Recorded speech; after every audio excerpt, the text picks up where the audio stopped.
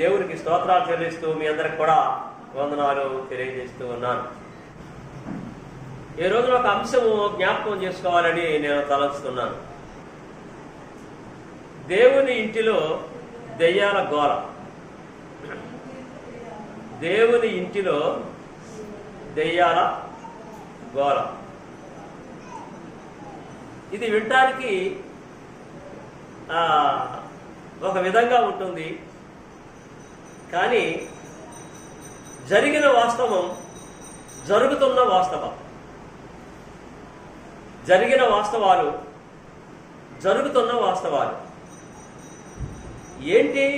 జరిగిన వాస్తవాలు, జరుగుతున్న వాస్తవాలు అంటే దేవుని ఇంటిలో దెయ్యాల గోల. అసలు దేవుని ఇంటికి దెయ్యాల గోలకి సంబంధం ఉందా? దేవుని ఇంటిలో దెయ్యాలు ఉంటాయా? ఉండటానికి అవకాశము లేదు. కానీ దేవుని ఇంటిలోనికి దయ్యాలు వస్తున్నాయి. ఇది ఎలా జరిగింది, ఎలా జరుగుతుంది అనే విషయాన్ని గురించి మనం కొద్దిగా ఆలోచన చేద్దాం. ముందు దేవుని ఇల్లు అంటే ఏంటో ఆలోచన చేయాలి. దేవుని ఇల్లు అంటే ఏంటి? ఎక్కడుందో దేవుని ఇల్లు? పరలోకములో ఉన్నటువంటి దేవుడు, పరలోకములో ఉన్నటువంటి దేవుడు భూమి మీద దేవుడు తనకు ఒక ఇల్లుని ఏర్పాటు చేసుకున్నాడు.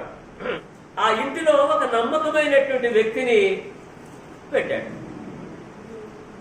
ఒకసారి మనం హెబ్రీ పత్రికలోనికి వద్దాం. దేవుని యొక్క గ్రంథంలోనికి వచ్చి దేవుని యొక్క గ్రంథాన్ని ఆలోచన చేద్దాం. హెబ్రీ పత్రిక 3వ అధ్యాయంలో, హెబ్రీ పత్రిక 3వ అధ్యాయంలోనికి వస్తే 2వ వచనం ఒకసారి మనము గమనించుదాం. హెబ్రీ పత్రిక 3వ అధ్యాయము 2వ వచనంలో మనం గమనించుదాం. ఇక్కడ ఒక విషయాన్ని తెలియజేస్తూ ఉన్నాడు. చెప్పండి, చదవండి. దేవుని ఇల్లంతటిలో మోషే నమ్మకముగా ఉండినట్లు అని తెలియజేస్తూ ఉన్నాడు. ఆలోచన చేద్దాం. దేవుని ఇల్లంతటిలో నమ్మకంగా ఎవరున్నారట? మోషే ఉన్నాడు అన్నాడు. అంటే దేవునికి ఒక ఇల్లు ఉంది, దేవునికి ఒక ఇల్లు ఉంది. అంటే పరలోకములో ఉన్నటువంటి దేవుడు భూలోకాలంలో ఒక ఇంటిని ఏర్పాటు చేసుకున్నాడు. ఇల్లు అంటే తన ప్రజలు, తన ప్రజలే ఒక ఇల్లు. తన ప్రజలని ఒక ఇంటిగా ఏర్పాటు చేసుకొని ఆ ఇంటిలో అంటే ఆ ప్రజల్లో నమ్మకమైనటువంటి ఒక వ్యక్తిని ఏర్పాటు చేసుకున్నాడు. మళ్ళీ చదువుదాం ఆ మాట. దేవుని ఇల్లంతటిలో మోషే నమ్మకముగా ఉండినట్లు అన్నాడు. నమ్మకముగా ఉన్నాడట. ఎవరింట్లోని? దేవుని ఇంట్లో. నమ్మకంగా ఉంది ఎవరు? మోషే. మరి దేవుని ఇంటిలో మోషే నమ్మకంగా ఉంటే మరి దేవుని ఇంట్లోనికి దయ్యాలు ఎలా వచ్చాయి? ఇది మన ప్రశ్న. అంటే దేవుని ఇల్లు అంటే ఎవరు అంటే ఇశ్రాయేలీలే. దేవుని ఇల్లు ఎవరు? ఇశ్రాయేలీలు. ఇశ్రాయేలీలలో వారిని నడిపించడానికి, ఆ ఇంటి ప్రజలను నడిపించడానికి దేవుడు మోషేని ఒక నమ్మకమైన వ్యక్తిగా ఏర్పాటు చేసుకున్నాడు. ఆనాడు దేవుని ఇల్లు అంటే ఎవరు? ప్రజలు. ఎవరు? ఏ ప్రజలు? ఇశ్రాయేలీలు. Okay, right. ఇశ్రాయేలీలు దేవుని ఇంటివారు. దేవుని ఇంటి వారిలోని దేవుడు నమ్మకమైన ఒక వ్యక్తిని ఏర్పాటు చేసుకుంటే ఆ ఇంటిలోనికి దెయ్యాల గోల వచ్చి పడదు. ఈ దెయ్యాల గోల వచ్చి ఎలా పడదో ఆలోచన చేద్దాం. ఇశ్రాయేలీయులకి వారిని దేవుడు ఎక్కడి నుంచి ఎక్కడికి తీసుకెళ్లాలని ఏర్పాటు చేశాడు? మోషే అనుకున్నాడు. దేవుని ఇంటి వారైన ఇశ్రాయేలీయులని ఒక చెరలో నుంచి, ఒక అపాయకరమైనటువంటి వేదనకరమైనటువంటి స్థలముల నుంచి విడిపించి పాలు తేనెను ప్రవహించు దేశానికి తీసుకెళ్లాలని వారిని అపాయకరమైనటువంటి వేదనకరమైనటువంటి స్థలము నుంచి విడిపించాడు. ఏ స్థలం నుంచి? ఐగుప్తు దేశము నుంచి విడిపించాడు. విడిపించి ఎక్కడికి తీసుకెళ్లాలి? వీళ్ళని కానాను దేశం తీసుకెళ్ళాలి. దీన్ని ఈ కుటుంబానికి, ఇంటికి నాయకుడు ఎవరు? మోషే. ఓకే, మనకు అర్థమైంది. అయితే ఐగుప్తు దేశం నుంచి బయలుదేరినటువంటి ఇశ్రాయేలీలు, దేవుని ప్రజలైనటువంటి ఇశ్రాయేలీలు, దేవుని ఇంటివారైనటువంటి ఇశ్రాయేలీలని మోషే ద్వారా దేవుడు ఐగుప్తు నుంచి బయటకు తీసుకొచ్చాడు. ఎర్ర సముద్రం దాటించాడు. ఎర్ర సముద్రాన్ని పాయం చేసి ఎర్ర సముద్రాన్ని దాటించాడు. ఈ దెయ్యాల గోల ఎలా మొదలైంది? ఇశ్రాయేలీలు ఐగుప్తు దేశం నుంచి బయలుదేరి ఎర్ర సముద్రం దాటి, పాయం చేసుకొని దాటి, పూరేళ్ళ మాంసం తిన్నారు, మన్నాహారం తిన్నారు.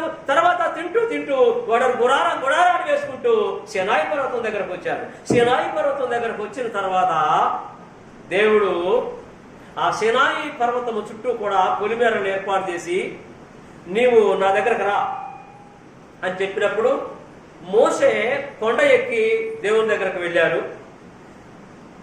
ఈ కొండ కింద ఉన్నటువంటి ప్రజలందరూ కూడాను, కొన్ని లక్షల మంది ప్రజలు, వాళ్ళ కళ్ళారా అద్భుతాలు చూశారు. కళ్ళారా అద్భుతాలు చూసి మోషే కొండ మీదకు వెళ్ళి 40 రోజుల వరకు కిందకి దిగి రాలేదు. ఇక ఆఖరి రోజున మోషేతో కలిసి ఈ ప్రజల్ని సీనాయి పర్వతం దగ్గరకు నడిపించినటువంటి వాళ్ళలో, మోషేతో కలిసి నడిపించిన వాళ్ళు ఇంకెవరైనా ఉన్నారా? ముఖ్యమైనటువంటి వాళ్ళు ఉన్నారా?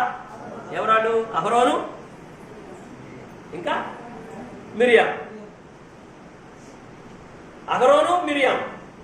ఇప్పుడు అహరోను, మిరియాము, మోషే, లేదా మిరియాము, అహరోను, మోషే. ఎందుకంటానంటే మిరియాము కుటుంబంలో పెద్దది. అమ్రాము ఏకబెతుకు మొదటి కుమార్తె. మిరియాము, తర్వాత అహరోను, తర్వాత మోషే. కాబట్టి ముగ్గురులో చిన్నవాడైనటువంటి మోషేని దేవుడు ఎన్నుకున్నాడు. కొండ మీదకి పిలిచాడు. ఆ పర్వతం మీదకి వెళ్ళిపోయాడు. పర్వతం మీదకి మిగతా వారు ఎవరు ఎక్కడానికి అవకాశం లేదు. కొండలు బొగ్గుమని మండిపోతాయి. దాని దగ్గరకు రావడానికి అవకాశం లేదు. దూరంగా పారిపోయారు ప్రజలు అరణ్యంలో. అయితే ఆఖరి రోజు వరకు, 40 రోజుల వరకు చూశారు. ఆయన కిందకు రాలేదు. అంటే మండుతున్న కొండ మీద ఈ మోషే చనిపోయాడు అనే నిర్ధారణకు వచ్చారు వీళ్ళు. వచ్చి, ఏమయ్యా అహరోనా, మేము కానాను దేశానికి తీసుకెళ్తానన్నారు, పాలు తేనెలో ప్రవహించు దేశానికి తీసుకెళ్తానన్నారు కదా, తీసుకెళ్తానని చెప్పి ఇదేమిటయ్యా ఆయన అంతులేకుండా పోయాడు, మరి మన పరిస్థితి ఏంటి? ఎర్ర సముద్రం 2 పాయలుగా చేసినటువంటి ఆ యెహోవా ఏడి? ఐగుప్తు దేశంలో నీటినంతని అంతటినీ కూడాను ఏం చేశాడు? ఎలా మార్చాడు? రక్తముగా మార్చాడు కదా. ఆ రక్తముగా మార్చినటువంటి యెహోవా ఏడి? ఐగుప్తు దేశంలో మమ్మల్ని రప్పించడం కోసం 10 తెగుళ్లు రప్పించాడే. ఈ 10 తెగుళ్లు రప్పించినటువంటి యెహోవా ఏడి? ఆయన సేవకుడైన మోషే ఏడి? ఆయన లేడు, ఈయన లేడు. ఇక మిగిలింది మీరిద్దరు. మోషేకి మీరు అనుగుణంగా ఉన్నారు, మీ తమ్ముడే కదా. ఆ యెహోవా ఏడి మాకు చూపించండి అని మోషే మీద, అహరోను మీద ప్రజలందరూ కూడా తిరుగుబాటు చేశారు. నిర్గమకాండం 32వ అధ్యాయం రాగలిగితే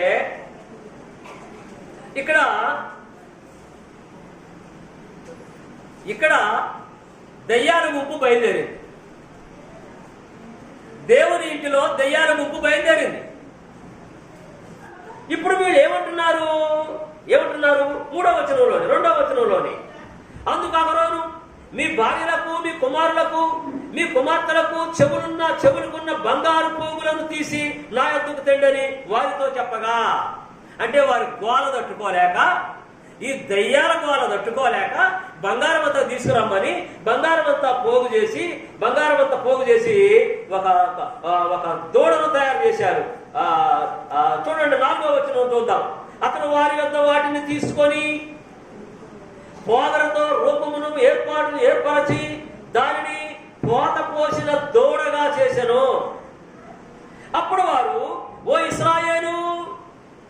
ఇశ్రాయేలు ప్రజలారా, వీళ్ళు అంటున్నారు, ఇశ్రాయేలులో ఉన్నటువంటి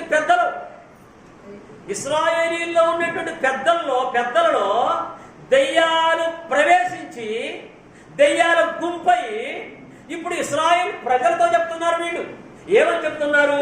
ఓ ఇశ్రాయేలు అంటే, ఓ ఇశ్రాయేలు జనాంగమా, ఐగుప్తు దేశము నుండి నిన్ను రప్పించిన నీ దేవుడు ఇదే. ఏది దూడ? ఏం దూడది? దేనితో తయారు చేయబడిన దూడ? బంగారముతో చేయబడినటువంటి దూడ. కాబట్టి వాస్తవానికి ఐగుప్తు దేశము నుంచి వారిని రప్పించి సీనాయి పర్వతం దగ్గరకు తీసుకొచ్చింది ఈ దూడేనా? కాదు కదా.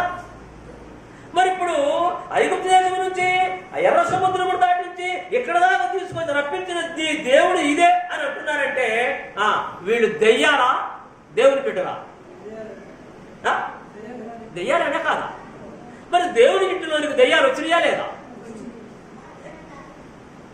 అప్పుడప్పుడు మన ఇళ్లలోనికి కూడా ఎలాంటి దెయ్యాలు వస్తాయండి. మన ఇంట్లో కూడా ఇలాంటి దెయ్యాలు వస్తాయి. అంటే దెయ్యాలంటే ఎట్లా ఉంటాయి? ప్రత్యేకమైన రూపం ఉండదు. ఇశ్రాయేలు ప్రజల్లోని ప్రత్యేకంగా వచ్చినాయా దెయ్యాలు? ఆ ప్రజలే. మన కుటుంబాల్లో కూడా ఉన్నటువంటి వారిలోని దెయ్యాలు చొరపడి మన పిల్లలే మనకు వ్యతిరేకమవుతారు, మన కుటుంబమే మనకు వ్యతిరేకమవుతారు, మన బిడ్డలే మనకు వ్యతిరేకమవుతారు, మన కుటుంబంలో ఉన్న పెద్దలే మనకు వ్యతిరేకమవుతారు. వాళ్ళలో ఎవరున్నప్పుడు ఎవరున్నట్టు? దయ్యాలే. డౌటా? దేవునికి వ్యతిరేకమైనటువంటి మాటలు మాట్లాడే ప్రతి వాళ్ళలో కూడా దయ్యాలు ఉన్నట్టే. సరే, ఇక్కడ ఈ అహరోను చేత కూడా ఈ పని చేయించాయి ఈ దయ్యాలు. అహరోను మిరియాము ఇదే పని చేశారేక, చేసేదేమీ లేదు. ప్రజలు తిరగబడ్డారు. ప్రజల్లో యొక్క పెద్దల్లో దయ్యాలు కూరుకుపోయాయి. ఈ దయ్యాలు చెప్తున్నటువంటి మాటలు వీళ్ళని బాగా బాధ పెట్టాయి. అప్పుడు అహరోను ఈ పని చేశాడు.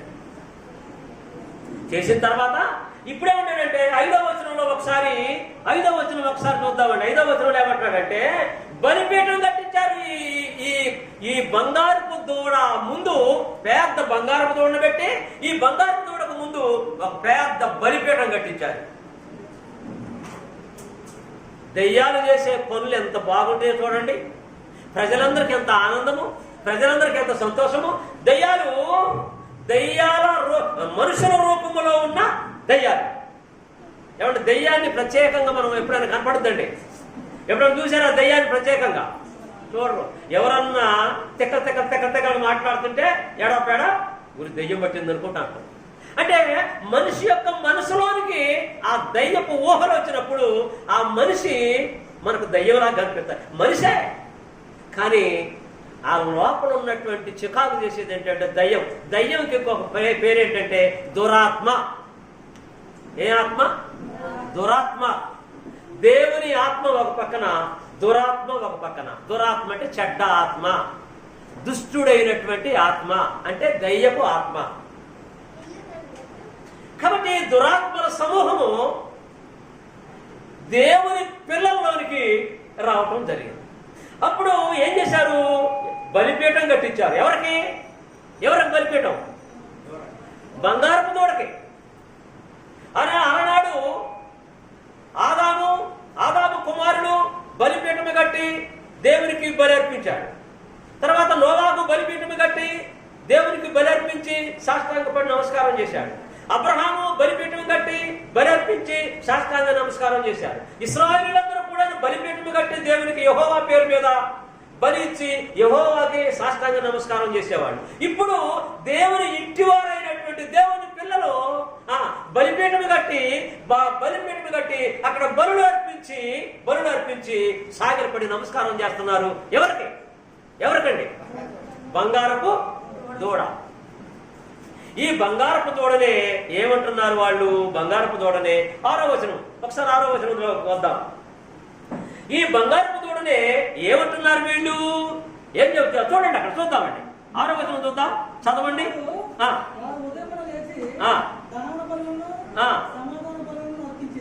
ఉదయమునే లేచి ఆ బలిపీఠం దగ్గర దహన బలులను సమాధాన బలులను అర్పించిరి. బలులు కూడా అర్పించారు. బలులు అంటే తెలుసు కదండి, క్రొవ్విన వేటలను, క్రొవ్విన దూడలను, తర్వాత కొవ్విన గొర్రెలను, మందల నుంచి శ్రేష్టమైనవి, అంటే వాళ్ళకి శ్రేష్టమైన మందలు కూడా వాళ్ళతో పాటు వచ్చినాయండి. ఐగుప్తు దేశం నుంచి మందలను కూడా తోలుకొని వస్తున్నారు వీళ్ళతో పాటు. వీళ్ళు ఒక మంద, వీళ్ళకి ఒక మంద. కాబట్టి శ్రేష్టమైనవి అర్పిస్తూ ఏమంటున్నారు? అర్పిస్తూ అక్కడే 6వ వచనంలోని అర్పిస్తూ అప్పుడు జనులు తినుటకును త్రాగుటకును కూర్చుండి ఆడుటకు లేచిరి. అంటే 3: తినటము, తాగటము, ఆడుట. ఆటలు పాటలు. ఆటలు పాటలు ఎంత సరదాగా ఉంటాయండి ఏమండి? అందుకనే మన పాస్టర్ గారు అప్పుడప్పుడు స్టేజీ మీద డాన్సులు వేసేది. పాస్టర్ గారు కొంతమంది స్టేజీల మీద డాన్సులు వేస్తున్నారంటే అదే ఆట అంటే, పాట అంటే చాలా సరదా. అంటే నీ సరదా కోసం నువ్వు చూసుకుంటున్నావు. నీ సరదా కోసం నువ్వు చూసుకుంటే నువ్వు దేవుని ఇంటిలో ఉన్నావు అనే సంగతి మర్చిపోతున్నావు. దేవుని ఇంటిలో సరదా, దేవుని ఇంటిలో డాన్సులా, దేవుని ఇంటిలో తినటము, త్రాగటము, ఆటలు, పాటలు. ఏది? లోక సంబంధమైన ఆటలు, లోక సంబంధమైన పాటలు, దేవుని పాటలు కాదు. ఇప్పుడు వీరేమంటున్నారు? అయ్యా, అమ్మా, కోడదోడ, బంగారపు దూడ, ఐగుప్తు దేశం నుంచి, ఐగుప్తు దేశంలో 10 రకాల అద్భుతాలు, తెగుళ్ళు రప్పించింది నువ్వే. ఎవరు? ఈ కోడదోడ. ఎర్ర సముద్రాన్ని పాయం చేసి మమ్మల్ని బయటికి రప్పించి మా శత్రువులైనటువంటి ఐగుప్తు సైన్యాన్ని ఆ నీటిలో సమాధి చేసింది నువ్వే. ఎవరినంటున్నారు వీళ్ళు? బంగారపు దూడనంటున్నారు. వాస్తవమేనా ఇది? వాస్తవమేనా? కాదు. అందుకని వీళ్ళు దయ్యాలు. అంటే మనుషుల రూపంలో, దేవుని పిల్లల రూపంలో ఉన్న దయ్యాలు. మరి ఇప్పుడు దేవుని ఇంటిలోనికి దయ్యాలు వచ్చినాయా లేదా?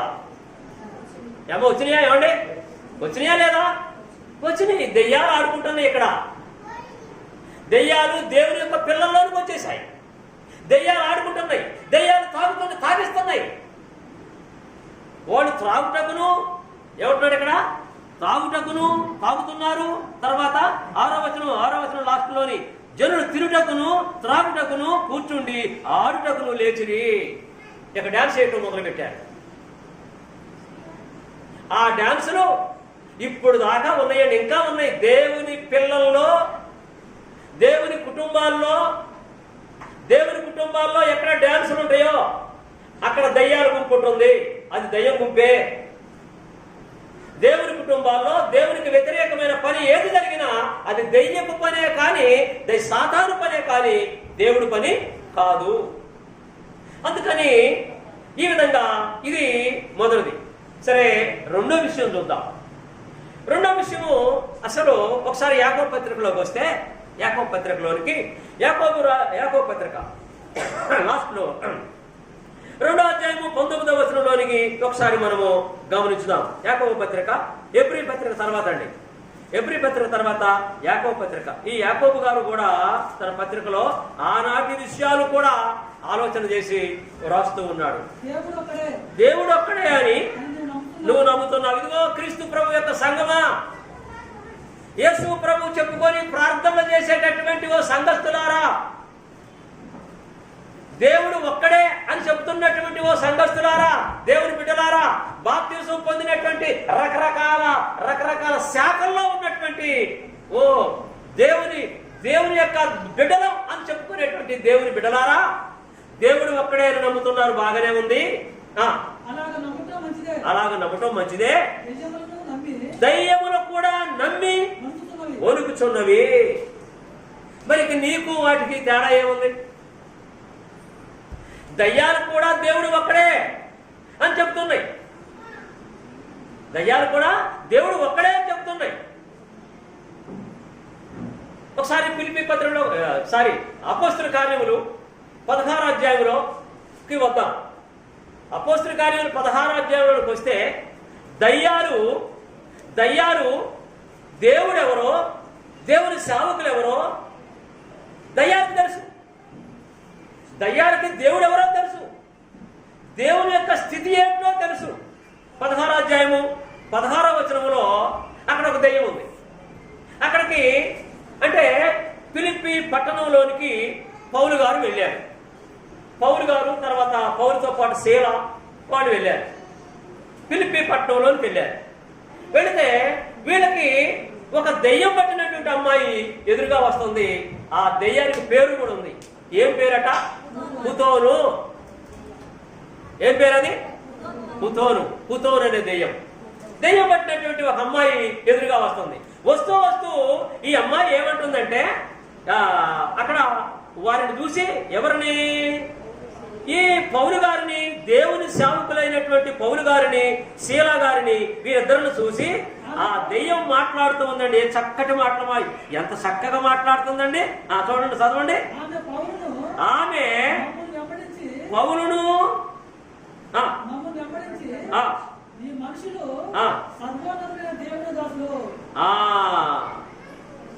ఈ దెయ్యం అంటుందండి. ఈ దెయ్యం ఏమంటుంది? వీరు సర్వోన్నతుడైన దేవుని దాసులు.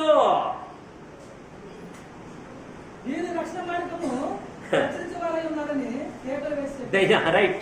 దెయ్యం చెప్తుంది. ఏం చెప్తుందండి? వీరు సామాన్యులు కాదు. ఎవరట వీళ్ళు? సర్వోన్నతుడు.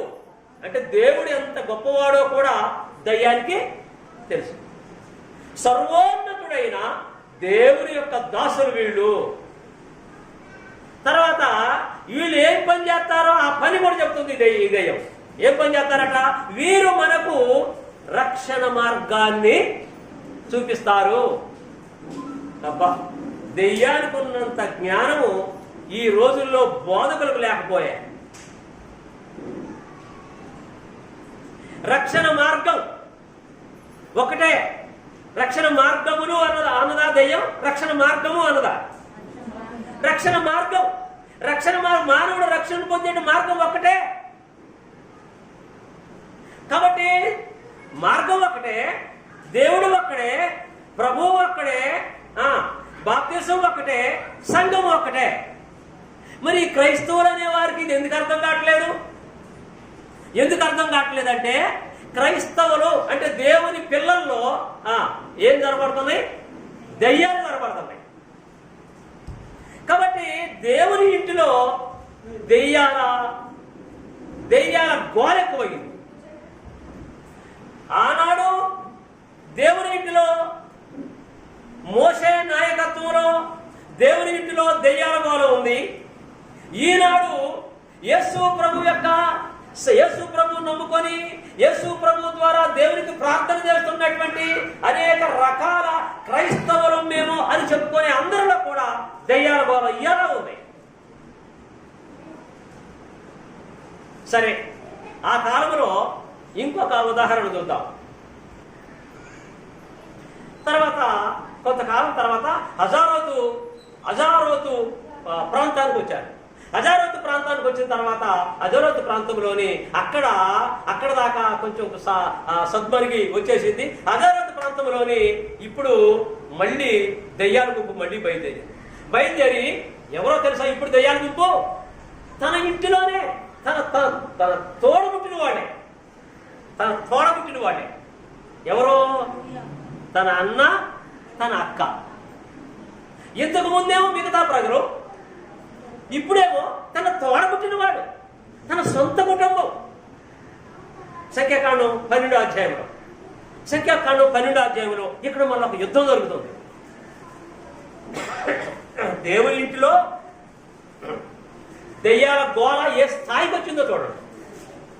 ఇప్పుడు సొంత కుటుంబమే తనకు వ్యతిరేకంగా మరి పోరాటం అనేది జరుగుతుంది. మిరియాము, ఎరా తమ్ముడా అవరాను ఏంట్రా మన ఇద్దరికంటే వాడు పెద్ద గొప్పవాడా ఏంటి? ఒక వారం మనం ఇది మాట్లాడుకున్నాం. దీని గురించి ఎక్కువగా వివరించాలని నేను అనుకోవట్లే. అంటే మోసే కుటుంబంలోనే, ఇప్పుడు దేవుని కుటుంబంలోనే మోసే కుటుంబం ఉంది. ఇప్పుడు మోసే కుటుంబంలోనే మోసే మీద తిరుగుబాటు వచ్చింది. తన సొంత అక్క, సొంత అన్న తిరుగుబాటు చేశారు. ఈ విషయం ఏంటి? ఏదో ఒక చిన్న విషయం. కూషు దేశపు స్త్రీని వివాహం చేసుకున్నాడట. నేను ఎవరు చేసుకోమన్నారు ఆ అమ్మాయిని? అసలు ఆ అమ్మాయి ఎక్కడది? మనతో ఎందుకు వస్తుంది? మనలో ఎందుకుంది? ఆ అమ్మాయి నువ్వు చేసుకోవాల్సిన అవసరం ఏంటి? ఒకవేళ చేసుకున్నావు, అసలు నాకు చెప్పాలా లేదు, ఇంట్లోనే ముందు పుట్టిందని నేను నీ అక్కనే, ఆడికి అక్కనే, నీకు అక్కనే, నాకు చెప్పాల్సిన అవసరం ఉందా లేదా? నాకు చెప్పకుండా ఎందుకు చేసుకున్నావు? ఎరా అరవనా నీకేమైనా చెప్పిండా? నాకు చెప్పలేదు అక్క. మరి నీకు చెప్పకుండా నాకు చెప్పకుండా వీడు ఎట్లా చేసుకున్నాడు? అంటే ఈ స్త్రీని ఎందుకు చేసుకున్నాడో, ఎలా చేసుకున్నాడో మనకు తెలియదు. అంతకుముందు మోసేకి భార్య ఉంది. ఎవరు ఆ పేరేంటి? సిప్పోరా. మోసే భార్య పేరు సిప్పోరా. ఎక్కడ? మిద్యానారణ్యంలో. ఐగుప్తు దేశానికి రాకముందే, ఐగుప్తు దేశంలో యుద్ధం జరగకముందే సిప్పోరా ఒక యాజకుని, ఇత్రో అని ఒక యాజకుని కూతురును చేసుకున్నాడు. ఆమె ఏమైందో తెలియదు. అరణ్యంలోకి వచ్చింది ఆమె కూడా, కానీ ఆ ఏమైందో తెలియదు. ఒకసారి చెప్పాను ఈ కూసు దేశపు స్త్రీల గురించి, ఒక రోజంతా చెప్పాను నేను. దగ్గర గంట మాట్లాడాను కూసు దేశపు స్త్రీల గురించి. మళ్ళీ ఇప్పుడు అదంతా వివరించలేను. ఈ స్త్రీని గురించి ఈమె ఆయనను ప్రేమించిందట. నువ్వు నన్ను ప్రేమించావు, నా సంగతి ఏంటి అని అరణ్యంలో ఆయన అడిగినప్పుడు ఆమె చేసుకున్నాడట. ఎప్పుడు ప్రేమించాడో, ఏం చేశాడో మనకు వివరాలు లేవు. అప్పుడు ఈ ఇతర కుమార్తె అయినటువంటి మొదటి భార్య అయినటువంటి ఎవరేమా సిప్పోరా అప్పుడు ఉన్నదో లేదో కూడా వివరం లేదు. ఉండి ఉండొచ్చు, లేకపోవచ్చు. ఈ స్త్రీని వివాహం చేసుకున్నందుకు అక్క అన్న ఇద్దరు ఆయన మీద పోరాటం చేశారు, యుద్ధం చేశారు. ఈ యుద్ధంలో ఏం జరిగింది? దేవుడు చూస్తూ ఉన్నాడు. అంతకుముందే ఆయన దేవునికి ఆలయం ఏర్పాటు చేశాడు అరణ్యంలో, ప్రత్యక్షపు గుడారం. ఈ ప్రత్యక్షపు గుడారం అనే ఆలయం దగ్గరికి దేవుడు పిలిచాడు. మోసే, మీ అక్కని మీ అన్నని తీసుకొని మీరు ముగ్గురు ప్రత్యక్షపు గుడారం దగ్గరకు రండి అన్నాడు. మోసే వాళ్ళ అక్కని అన్నని ఇద్దరిని పిలుచుకొని ప్రత్యక్షపు గుడారం దగ్గరకు వచ్చారు.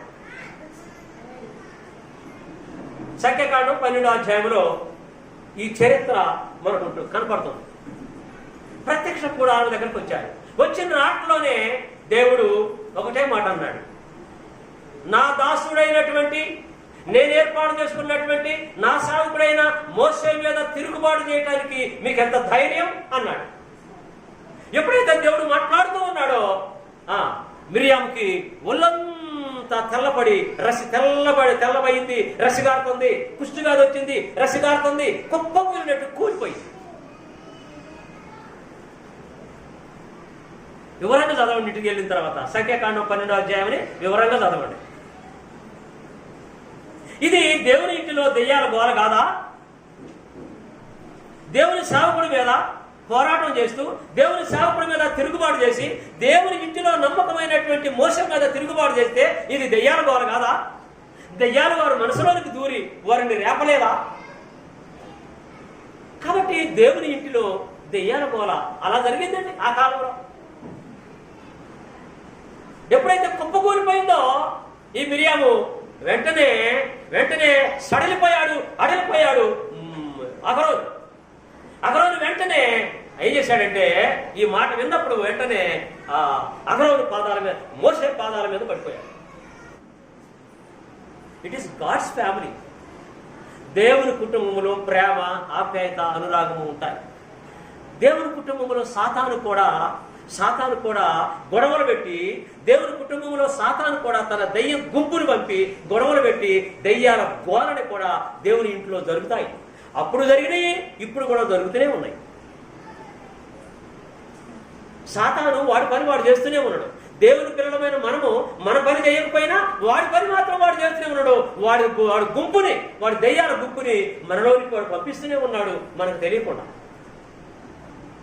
అందుకని ఇక్కడ 13వ అధ్యాయంలో అంటున్నాడు. ఇక్కడ చూడండి, మోషే ఎలుగెత్తి పెద్దగా అరుస్తున్నాడు. పెద్దగా ఏడుస్తున్నాడు మోషే. దేవా దయచేసి ఏమైనా బాగు చేయమని యెహోవాకు మొరపెట్టెను. ఇప్పుడు మోషే కూడా ఏడుస్తున్నాడు. ఎందుకు ఏడుస్తున్నాడు మోషే? ఏడవలసిన అవసరం ఏమొచ్చింది? దేవుని కుటుంబము, దేవుని ఇంటిలో దెయ్యాల గోల. ఇది దేవుని ఇల్లే. మిరియాము, అగరోను, మోషే ఇది దేవుని ఇంట్లో ఉన్నారు. వీళ్ళు ఇశ్రాయేలులందరూ కూడా దేవుని ఇంటి వారే. దేవుని ఇంటిలోనే ఈ దెయ్యాల గోల వచ్చింది. కాబట్టి మోషే కూడా ఇప్పుడు ఏడుస్తున్నాడు. ఏం చేయాలి అయ్యా? ఏం చేసినా నువ్వే చేయాలి. కాబట్టి నా అక్కను బాగు చేయ్యా. నేను ఈ రోజున ఇక్కడ ఉన్నానంటే నేను కాదండి మోషే, నేను ఈ రోజున ఇక్కడ నిలబడి ఉన్నానంటే నా యొక్క సాహసం చేసి నైలు నదిలో దిగి ఆ తుంగ మధ్య దిగి ఆ బుట్టలోని, ఆ పెట్టెలోని నన్ను పెట్టి నేను చిన్నప్పుడుగా ఉన్నప్పుడు నా అక్క ఆ పెట్టెలో పెట్టి నేను కొట్టుకొని పోకుండా, నైలు నదిలో పడి కొట్టుకొని పోకుండా యువరాణి చేతిలోనికి పోయేటట్టు నా అక్క నాకు సాయం చేసిందయ్యా. తెలుసో తెలియకో నా మీద పోరాటం చేసింది. అయ్యా క్షమించు. నా అన్నయ్యటువంటి అహరోను నాకు ఎంతో సేవ చేశాడు, నాకు తోడుగా ఉన్నాడు. ఫరో రాజు దగ్గర నాతో ఉండి నాతో కలిసి ఫరో రాజును మట్టి కల్పించినటువంటి వాడు నా అన్న. క్షమించాయా అని మోషే దేవునికి ఏడుస్తూ ప్రార్థన చేస్తున్నాడు. ఈ ఏడటానికి కారణం ఎవరు? కారణం ఏమిటి? దేవుని కుటుంబంలో, దేవుని ఇంటిలో దెయ్యాల గోల. ఈ దెయ్యాలు జరగటం వల్లనే దేవుని ఇంటిలో ఆర్తనాదాలు ఏర్పడుతున్నాయి. మోషే ఏడుస్తున్నాడు, మిరియాము ఏడుస్తుంది. కుప్పగూలినట్టు కూలిపోయింది మిరియాము ఏడుస్తుంది, అహరోను ఏడుస్తున్నాడు, మోషే ఏడుస్తున్నాడు. ప్రియమైనటువంటి దేవుని బిడ్డలారా, ఆనాడు దేవుని ఇంటిలో ఆ విధంగా దెయ్యాల గోల జరిగింది. మరి ఈనాడు సంగతి ఏంటి? ఈనాడు దేవుని ఇల్లు అంటే ఏంటి? ఈనాడు దేవుని ఇల్లు అంటే ఎవరు? మనమే. ఎబ్రీ పత్రిక 3వ అధ్యాయం ఒకసారి వద్దాం. ఎబ్రీ పత్రిక 3వ అధ్యాయం. దేవుని ఇల్లు అంటే ఎవరు? ఇక్కడ పౌలు గారు ఎబ్రీయులకు రాస్తూ, ఎబ్రీయుల్లో ఉన్నటువంటి క్రైస్తవులకు రాస్తూ, ఎబ్రీయుల్లో ఉన్న క్రైస్తవ మారు మనసు పొంది యేసు ప్రభువులోకి వచ్చిన క్రైస్తవులకు రాస్తూ ఆయన అంటున్నాడు, 6వ వచనం, ఇప్పుడున్నటువంటి ఇంటి, అప్పుడున్నటువంటి ఆ ఇంటిలో నమ్మకమైన వాడు మోషే. ఇప్పుడు ఈ ఇంటికి, ఏ ఇల్లు? క్రీస్తు సంఘము అనే ఇంటికి. క్రీస్తు సంఘము అనే ఇంటికి ఇంటిలో నమ్మకమైన వాడు కాదు, ఇంటి మీద నమ్మకమైన వాడు ఎవరైనా యేసుక్రీస్తు. ఆయనేమో మోషే ఇంటిలో నమ్మకమైన వాడు ఆనాడు, ఈయనేమో ఇంటి మీద నమ్మకమైన వాడు. ఇంటిలో నమ్మకమైన వాడు ఆయన, ఇంటి మీద నమ్మకమైన వాడు ఈయన. ఏమండి, ఇంటి మీద ఉన్నవాడు యజమానుడు అవుతాడా, జీతగాడు అవుతాడా? ఇంటి మీద ఉన్నవాడు యజమానుడా, జీతగాడు? యజమానుడే. ఇంటిలో ఉన్నవాడు, ఇంటిలో పనిచేసేవాడు జీతగాడు. ఆనాడు మోషే జీతగాడు, ఇంటిలో నమ్మకమైన వాడు. ఈనాడు ఇంటి మీద నమ్మకమైన వాడు యజమానుడు యేసుక్రీస్తు. ఆ యేసుక్రీస్తు ఇంటిలో మనం ఉన్నాము. అదే క్రీస్తు ప్రభు యొక్క సంఘం. అందుకని ఇక్కడ 6వ వచనంలో అంటాడు, ఎబ్రీ పత్రిక 3వ అధ్యాయము 6వ వచనంలోని తొందరగా తీస్తే నేను చదువుతాను. అయితే క్రీస్తు కుమారుడై ఉండి ఆయన ఇంటి మీద నమ్మకముగా ఉన్నాడు. ధైర్యమును నిరీక్షణ వలని ఉత్సాహమును తుదమట్టుకు స్థిరముగా చేపట్టిన ఎడల మనమే ఆయన ఇల్లు. మనమే ఆయన ఇల్లు. ఓకే, ఇప్పుడు క్రైస్తవులమైనటువంటి మనము ఆయన ఇల్లు. ఇప్పుడు మనం ఉన్న ఇంటిలో ఇళ్లలో యేసు ప్రభువు నమ్ముకున్న వారు మేము కూడా దేవుని ఇంటి వారమే అంటున్నారు. యేసు ప్రభువులో రక్షణ పొందినటువంటి వారు ఏ శాఖలో ఉన్నా ఏ గ్రూపులో ఉన్నా మేము కూడా దేవుని ఇంటి వారమే అంటున్నారు. మరి ఇప్పుడున్నటువంటి దేవుని ఇంటిలో దయ్యాల గోల ఉందా లేదా? ఉందా లేదా? ఉంది. దయ్యాల గోల ఉంది. నేను 10వ తరగతి చదివేటప్పుడు ఒక పాస్టర్ అమ్మ గారు నన్ను పట్టుకుపోయారు. నువ్వు మాతో ఉండాలా, నువ్వు మంచిగా వాయిద్యాలు పడతాను. నేను ఒక డ్రమ్ము మీదనే 10 రకాల దరువులు వేసేవాడిని. అప్పుడు ఒక డ్రమ్ము మీదనే 10 రకాల దరువులు వేసేవాడిని. అలాగే గుమ్మెట్ల మీద వేసేవాడిని, కంజర మీద కూడా అలాగే వేసేవాడిని, రకరకాల దరువులు వేసేవాడిని, కాంగ కొట్టేవాడిని. ఇవన్నీ కూడాను దేవునికి ఇష్టం లేదు అని తెలిసిన తర్వాత ఒక ప్రక్కకు పెట్టాను. వాటి జోలికి పోలే. ఆ గోల, అప్పుడున్నటువంటి ఆ గోలతో పాటు పాస్టర్ గారు భాష మాట్లాడేవాడు. ఏం భాష అంటే దేవదూతల భాష అనేవాడు. ఏదేదో మాట్లాడేవాడు. అది నువ్వు మాట్లాడేవారా, నీకు రాదంటే నాకేడొచ్చింది, దేవదూతలు నాకు కనపట్టలేదు కానివాడిని. రకరకాల ఖ్యాతి మీద అరిచేవాడు. అరిసి ప్రాంతంలో అందరు కళ్ళు మూసుకోండి ప్రార్థన చేసుకుందాం అంటే అందరు కళ్ళు మూసుకుంటారు. అందరూ ఉన్నట్టు కుర్చీలు కాదండి, కిందనే కూర్చోవటం. అందరు కిందే కదా, అందరూ కూర్చునేవాళ్ళు, ప్రార్థన చేసుకుందాం అనేవాళ్ళు. ఇక పాస్టర్ గారు భాష మొదలు పెడితే ఆ భాష మాట్లాడుతూ కేకలు పాస్టర్ గారు అరిచేవాడు, పాస్టర్ గారు అరిచేవాడు. వీళ్ళు అరుతుంటే ఆత్మ మీదకి రాలేదేమో మేము అరవకపోతే అని మిగతా వాళ్ళు కూడా ఆత్మ మీదకి వచ్చింది అనిపించుకోవడం కోసం మిగతా వాళ్ళు అరిచేవారు. అట్లరిసి మొత్తం అరిచేవాళ్ళు. ఆఖరికి దేవునికి స్తోత్రం, హల్లెలూయా హల్లెలూయా హల్లెలూయా అన్నప్పుడు అందరూ ఆగిపోయేవాళ్ళు. ఇప్పుడు కళ్ళు తెరిచి చూస్తే ఆ వెనకున్నామే ముందుంటుంది, ఇప్పుడున్నామే వెనకపోవాలి. ఎక్కడున్నవాడు ఎక్కడ ఒకసారి ఉండేవాడు కాదు. ఇది దెయ్యాల గోల కాదా? దేవుని ఇంటిలో దెయ్యాల గోల కాదా ఇది? కాబట్టి దేవుని ఇంటిలో దెయ్యాల గోల ఆనాడు ఉంది, ఈనాడు ఉంది. కనుక దెయ్యాల గోలలో మనం ఉండకుండా దేవుని పిల్లలుగా ఉండి, దేవుని పిల్లలుగా బ్రతికి, దేవుని యొక్క ఆలోచన ఎరిగి, దేవుని యొక్క ప్లాన్ని ఎరిగి, ఆయన చిత్త ప్రకారము మనమందరం బ్రతికి, ఆయన చిత్త ప్రకారము మన జీవితాలు కొనసాగించుకొని ఆయన ఆశీర్వాదాలు, ఆయన దీవెనలు పొందాలని, దేవుని ఇంటిలో దెయ్యాల గోలలో మనం ఉండకుండా దేవుని ఇంటిలో ఆయన పిల్లలాగా ఉండి, ఆయన పిల్లలాగా ఆయన గౌరవించి, ఆయన పూజించి, ఆయన కనపరిచి, ఆయన మహిపరిచి, ఆయన ఆశీర్వాదాలు తరతరమును పొందుదాం. దేవుడు మనం పిలిచే వరకు అలా దేవుని ఆశీర్వాదాలు పొంది దేవుని కుటుంబంలో దేవుని పిల్లలుగా, దేవుని బిడ్డలుగా వర్ధిల్లుదాం. ఓపికతో ఉన్న మీ అందరికీ వందనాలు తెలియజేస్తూ ముగిస్తున్నాను నా మాటలు. Thank you.